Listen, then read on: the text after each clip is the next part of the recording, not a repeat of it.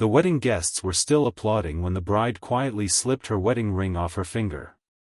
No one noticed. Not the smiling photographer. Not the judge signing the marriage license. Not the wealthy businessman shaking hands with reporters outside the courthouse.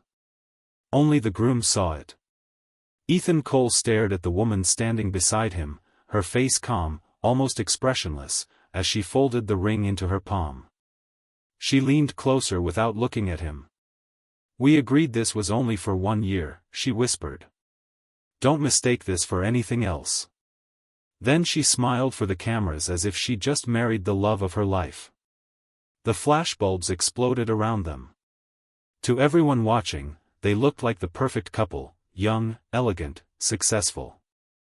But behind those practiced smiles lived a bargain neither of them truly wanted. A marriage built on desperation. A contract with an expiration date. And neither of them knew that before the year ended, one impossible choice would force them to decide whether love was something they could walk away from, or something worth losing everything to protect. Rain drummed softly against the windows as Ethan sat alone in the back of the limousine. Across from him sat Claire Bennett. His wife. The word still felt unreal. She rested her forehead against the glass, watching blurred city lights race by. Neither of them spoke. The silence wasn't awkward. It was simply honest. Eventually Ethan cleared his throat. "You didn't have to take the ring off." She looked down at the gold band still hidden in her hand. "I wasn't taking it off." She slipped it back onto her finger. "I just needed to remind myself why I'm here." Her answer stung more than he expected. Not because it was cruel. Because it was true. 3 weeks earlier. Ethan had never imagined he'd ask someone to marry him. Especially not a stranger. He stood in the conference room overlooking downtown Chicago while his attorney spread documents across the polished table. "If you're going to inherit Cole Industries," the attorney said carefully, "your grandfather's conditions are very clear." Ethan rubbed tired eyes. "I know the conditions. Married before your 35th birthday. 1 month away. And the marriage must remain legally valid for at least 1 year." Silence settled over the room. His grandfather had built one of America's largest construction companies from nothing. He believed family created stability. He believed unmarried people made reckless leaders. Even after his death, those beliefs controlled the future of the company. Without fulfilling the requirement, everything would transfer to the board. Thousands of employees. Projects already underway. Scholarships his grandfather funded. Everything. Ethan didn't care much about the fortune. He cared about protecting the people depending on it. But there was one problem. He had spent so many years building a company that he'd forgotten how to build a relationship. Across town. Claire Bennett folded another rejection letter before placing it inside a kitchen drawer already overflowing with them. Medical bills covered nearly every surface of her tiny apartment. Prescription bottles lined the counter. Her younger brother Noah slept on the couch after another exhausting chemotherapy treatment. Only 16. Far too young to understand words like terminal, insurance, debt. Claire quietly covered him with a blanket. Her phone vibrated. The landlord. Again. She let it ring. There wasn't enough money left to answer Hope anymore. A soft voice interrupted her thoughts. "You should sleep." Noah was awake. "You have work tomorrow." Claire smiled despite everything. "I'll be fine." "You always say that." Because she had to. Someone in that apartment had to believe tomorrow still existed. The meeting happened by accident. Or maybe fate simply enjoys disguising itself as coincidence. Claire worked evenings serving guests at a charity gala hosted by Cole Industries. She balanced silver trays through crowds wearing gowns worth more than her annual salary. Near midnight, one careless investor backed into her. Champagne spilled across Ethan's suit. The ballroom froze. Claire immediately grabbed napkins. "I'm so sorry." Ethan looked down at the stain. Then he laughed. Not politely. Genuinely. "I think the suit survived." She blinked. Most wealthy men she'd served would have demanded compensation. Instead, he asked, "Are you all right?" No one had asked her that in weeks. For reasons she couldn't explain. Her eyes filled with tears. She quickly turned away. "I'm fine." But Ethan knew what pretending looked like. He'd become an expert himself. Later that evening he found her sitting alone behind the ballroom beside stacked delivery boxes. She wasn't crying anymore. She simply looked exhausted. He held out a bottle of water. "You skipped dinner." She looked surprised. "You noticed?"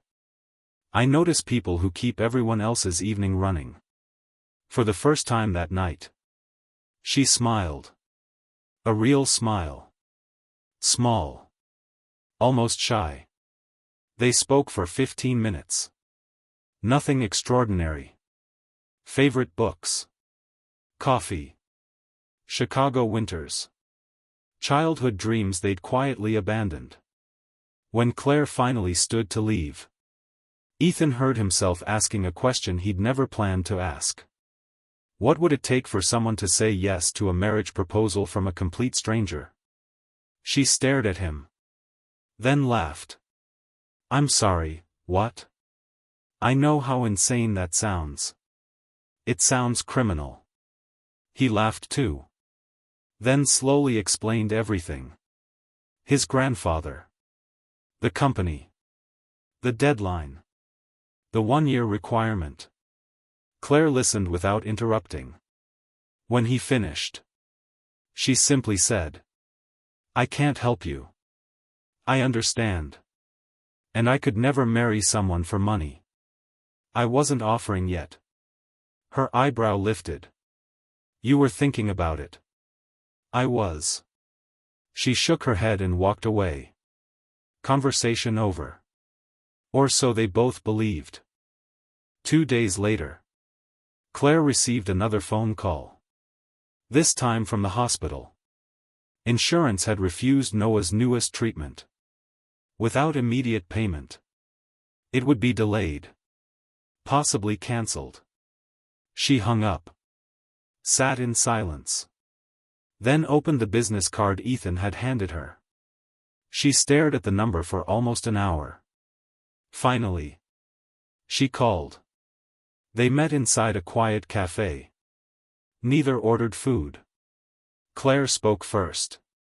"I have conditions." Ethan nodded. "So do I. No pretending we're actually in love." "Agreed." "Separate bedrooms." "Fine. No interference in each other's personal lives." "Reasonable. If either of us wants to leave after 1 year, we leave." She looked directly into his eyes. "And my brother's medical care comes first." Without hesitation. "It already does." She studied him carefully. Trying to find the hidden catch. "There isn't one." "No.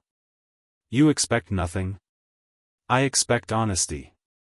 Silence stretched between them. Finally, she extended her hand. 1 year. Ethan shook it. 1 year. Neither realized they had just made the easiest promise. And the hardest one to keep. Their marriage began with signatures. Not kisses. Lawyers witnessed more emotion than either of them did. Friends wondered why the ceremony felt strangely distant. The tabloids called them the city's newest power couple. Neither corrected the headlines. Every photograph told a beautiful lie. Their new home was enormous. Too enormous. The first evening, Claire wandered through hallways lined with paintings and grand staircases that echoed with every footstep.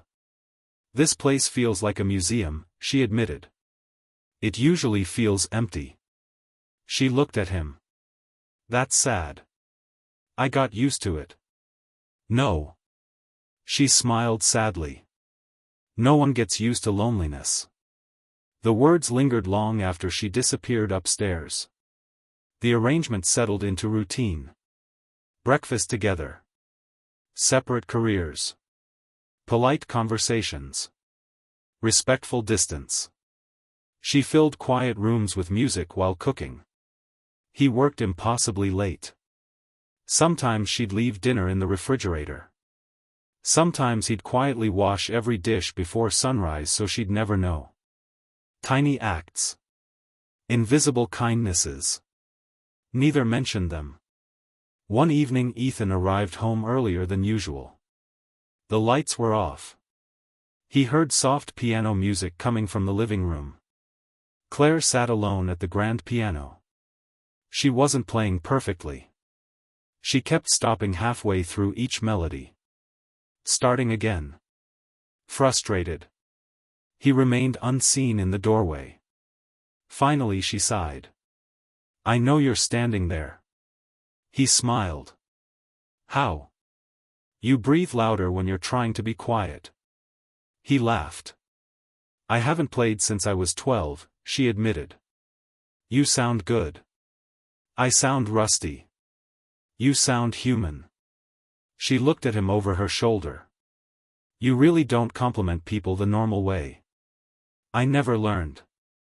She moved aside on the piano bench. Then learn. He hesitated. I don't play. You don't have to. She gently tapped the empty seat beside her. For a long moment. He considered walking away. Instead, he sat beside her. Their shoulders almost touched. Almost. She pressed one key. Then another. Your turn. I'll ruin it. So? He slowly copied her notes. Wrong. Uneven. Awkward. Claire laughed. Not at him. With him. For the first time since their wedding. The house sounded less like a mansion. And more like a home. Just as Ethan began to think their impossible arrangement might actually remain simple. His phone rang. The caller ID made his expression disappear. It was the chairman of the board. And the first words Ethan heard would change everything. Ethan stepped into the hallway before answering. Claire noticed the change in his face immediately. The laughter from the piano faded behind him as he closed the library door. Mr. Cole, the chairman said without greeting, we have a problem. Ethan leaned against the bookshelf. What happened? A member of the board has hired a private investigator. His grip tightened around the phone. For what? They believe your marriage isn't real. Silence. If they can prove your marriage is fraudulent before the inheritance officially transfers, they can challenge your grandfather's will. Ethan closed his eyes. They've already started asking questions. When? This morning. The call ended, but the weight of those words remained. For the first time since the wedding, the contract between him and Claire wasn't just a private arrangement. It had become a target. That evening, Ethan found Claire making tea. She looked up. You look like someone just handed you terrible news. I need to tell you something. He explained everything. The investigation. The board. The possibility that everything could fall apart. Claire listened without interrupting. When he finished, she quietly placed the kettle on the stove. So now we have to convince strangers that we're actually married. I'm sorry. She looked at him. You didn't create your grandfather's rules. No. But we're living with them. She folded her arms. What happens if they win? I lose the company. And Noah's treatment? I promised you. You can't promise something you might not have. The room became painfully quiet. Finally, Ethan said softly. I'll find another way. Claire wanted to believe him. But hope had disappointed her too many times before. The investigation began subtly. A reporter appeared outside Ethan's office. Someone photographed them entering separate cars. A magazine published an article questioning why the newlyweds had never been seen showing affection. Claire laughed when she read it. "They're disappointed we're boring." Ethan didn't smile. "They're looking for proof." She set the magazine down. "Then let's stop giving them reasons." The next weekend, they attended a charity fundraiser together. Photographers followed them through every room. Claire could feel every camera pointed at them. "You hate this," Ethan whispered. "I hate pretending." Before he could answer, another flash exploded nearby. Without thinking, Ethan reached for her hand.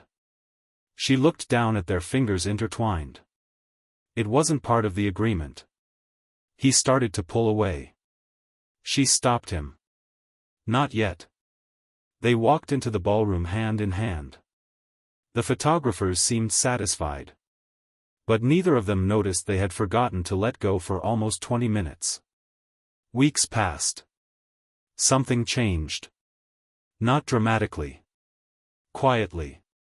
Claire started leaving notes beside Ethan's morning coffee. "Don't skip breakfast. Meeting at 9. Good luck. Remember to breathe." He never mentioned them. But he kept every note inside his desk drawer. One evening Claire came home exhausted from the hospital. She found Noah asleep in the guest room. His treatment had gone well. Beside the couch sat a paper bag from her favorite bakery. Still warm. No note. She smiled anyway. Only one person knew she loved those cinnamon rolls. Winter arrived early. Heavy snow covered the city. Late one night the electricity failed across the neighborhood. The mansion became completely dark. Claire searched the kitchen for candles. A flashlight suddenly illuminated the room. Ethan stood in the doorway. "I found emergency lanterns." "Good." She smiled. "Because I just realized this house is terrifying without lights." He laughed. "So I'm not the only one." The heating system slowly shut down. The temperature dropped. They carried blankets into the living room and lit a fire. Outside, snow buried the streets. Inside, the flames painted warm shadows across the walls. Claire wrapped herself in a blanket. "My parents used to love snowstorms." "What happened to them?" "A car accident." She spoke so quietly Ethan almost missed it. "I was 19. I'm sorry." She stared into the fire. Everything changed in one phone call. He understood. "My parents died when I was 12. She looked at him, surprised.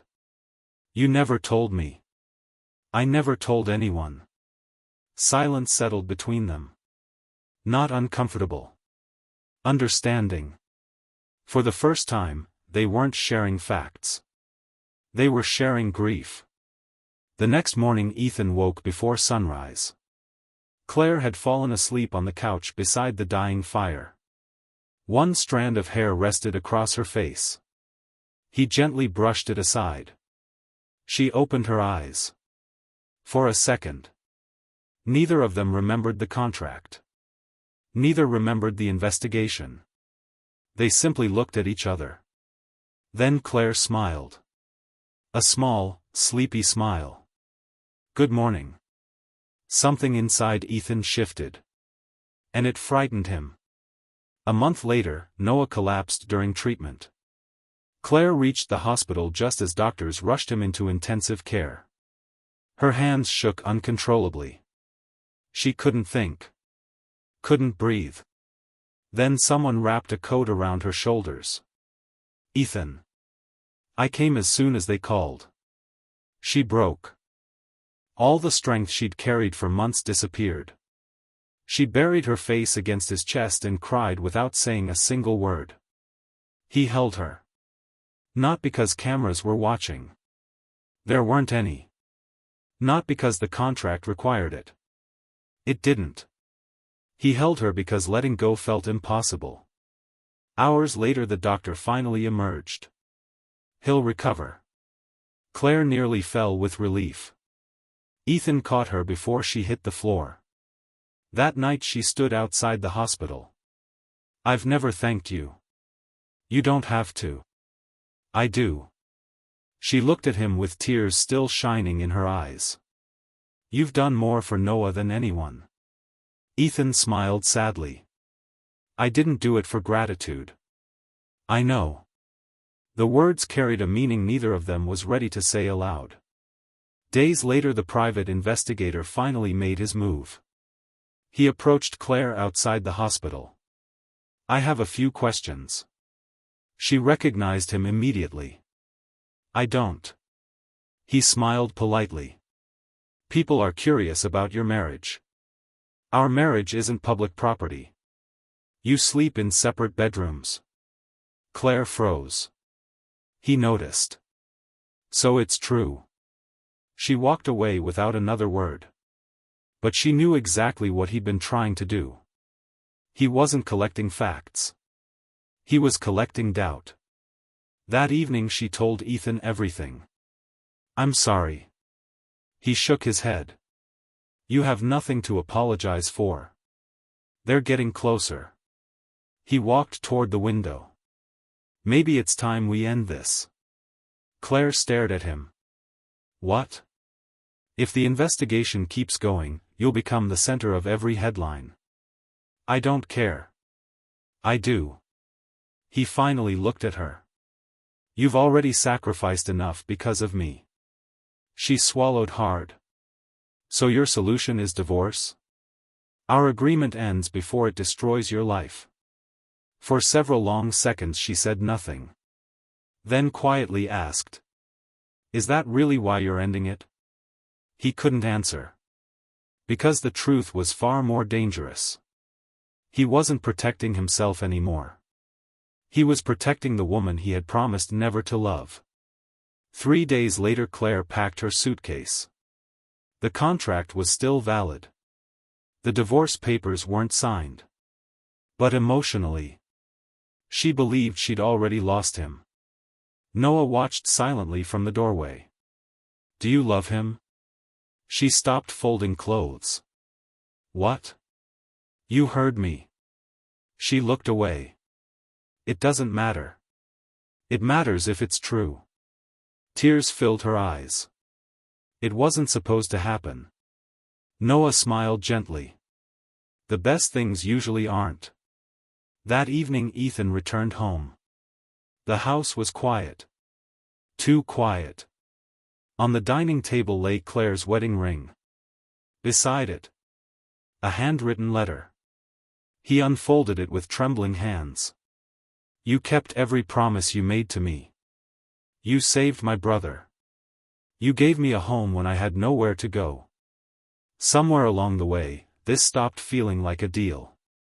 That's exactly why I have to leave.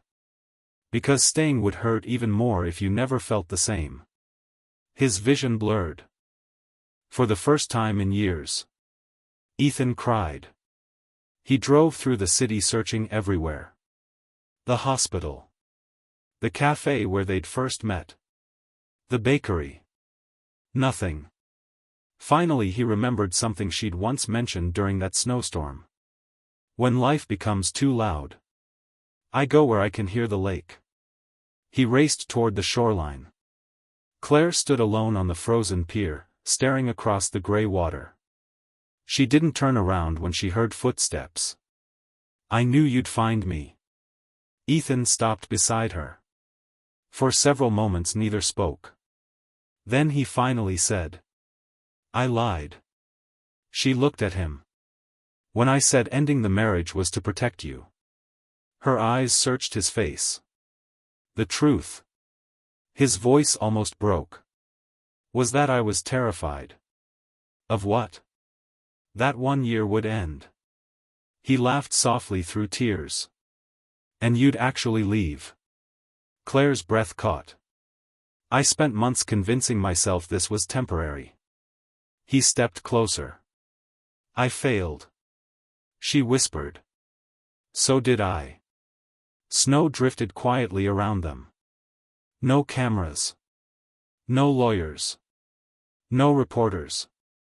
Only two people who had accidentally kept breaking every rule they had written together. Ethan reached into his coat. He held out the same wedding ring she'd left behind. This time. His voice was steady. I'm not asking for 1 year. Claire looked at the ring. Then back into his eyes. What are you asking for? The rest of our lives. She didn't answer with words. She slid the ring back onto her finger. Then wrapped both arms around him. This kiss wasn't part of any agreement. It wasn't performed for photographs.